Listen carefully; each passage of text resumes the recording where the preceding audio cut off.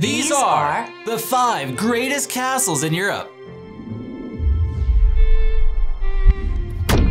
5! Long before it helped to inspire the Sleeping Beauty castle at Disneyland, Neuschwanstein was a refuge for Germany's King Ludwig II of Bavaria, who spent much of his kingdom's fortune building castles. Only 14 of the planned 200 rooms were finished.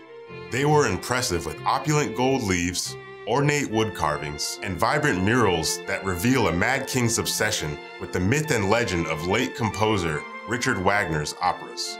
7 weeks after the death of King Ludwig II in 1886, Neuschwanstein was open to the public. The shy king built the castle in order to withdraw from public life. Now vast numbers of people come to view his private refuge. Today, Neuschwanstein is one of the most popular places and castles in all of Europe. Every year, 1.4 million people visit the castle of the fairy tale king. In the summer, 6,000 visitors a day stream through rooms that were intended for a single inhabitant. 4! Theater and English literature buffs may have been waiting for this one. The KRONBORG Castle, located near Copenhagen, Denmark, in the town of Elsinore. It's on the UNESCO list of World Heritage Sites for its prominence in European history. Visiting KRONBORG Castle is a perfect getaway for a day because it's just a short 45-minute train ride away from Copenhagen. The castle was the setting and home of the infamous character of Hamlet from Shakespeare's masterpiece play, Hamlet, Prince of Denmark. Although Hamlet called his castle Castle Elsinore, it was originally built in 1420 to serve as a military fortress for Denmark. For those of you who haven't seen the play, not to worry. There are performances offered there of the play, as well as others of Shakespeare's works performed by famous companies like the Royal Shakespeare Company. For a quick tidbit about the play, it's about a vengeful prince who plans to murder his evil uncle, a man who killed his father and forced his mother to marry him. There are multiple tours offered throughout the day, where guests can view the beautiful infrastructure of the castle. This place just isn't fun and games, of course, it serves a historical purpose as well. It's positioned on the Sound, the gateway that led to the Baltic Sea from 1429 to 1857. This catapulted the famous castle into an economic stronghold for Denmark and all of the European seafaring countries. All ships there had to pay a toll, or else, I don't know, this is on the internet. 3!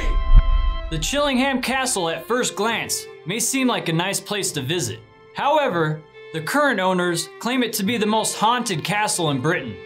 The Chillingham Castle has a dark past, whether you believe in the paranormal or not. This castle was originally a monastery in the late 12th century. In 1298, King Edward I stayed at the castle on his way to the Battle of Falkirk against William Wallace's Scottish army.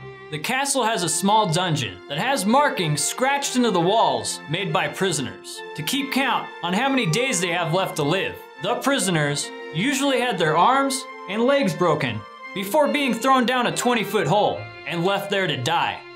Prisoners would eat the flesh of others, and sometimes their own, in an attempt to prolong their life. Throughout the years, Chillingham Castle was involved in various battles between England and Scotland.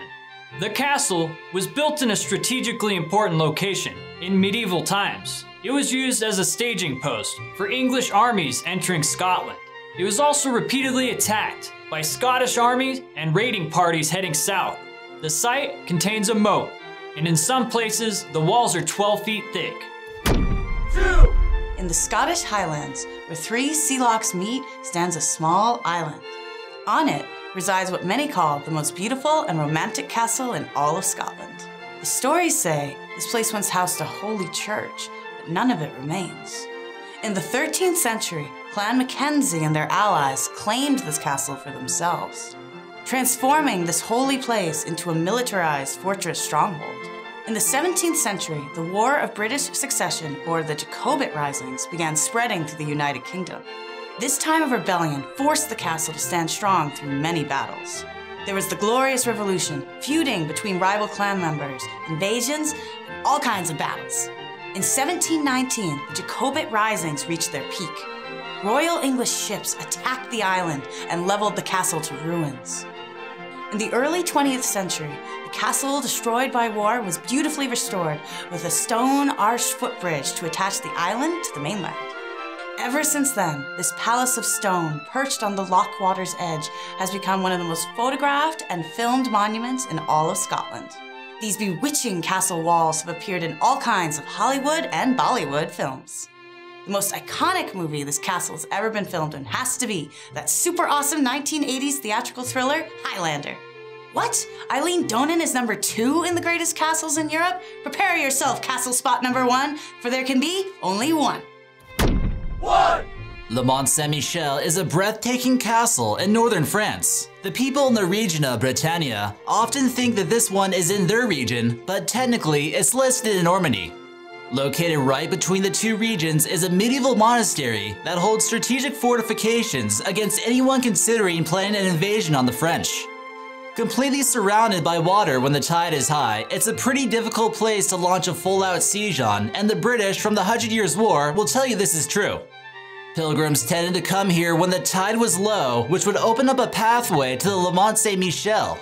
Getting here back then was quite the challenge, and even the soil during low tide would act as quicksand. The history began with an Irish monk looking for a place to escape the outside world, and nothing was really built here until the 8th century AD.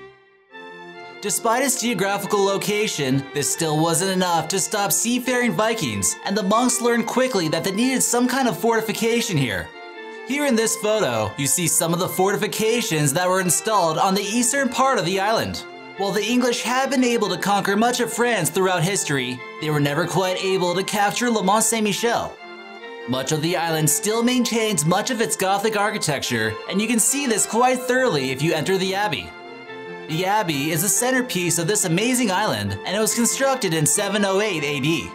It took many centuries to complete, but once it finally opened its doors to other monks, people from all over Europe were dying to see it.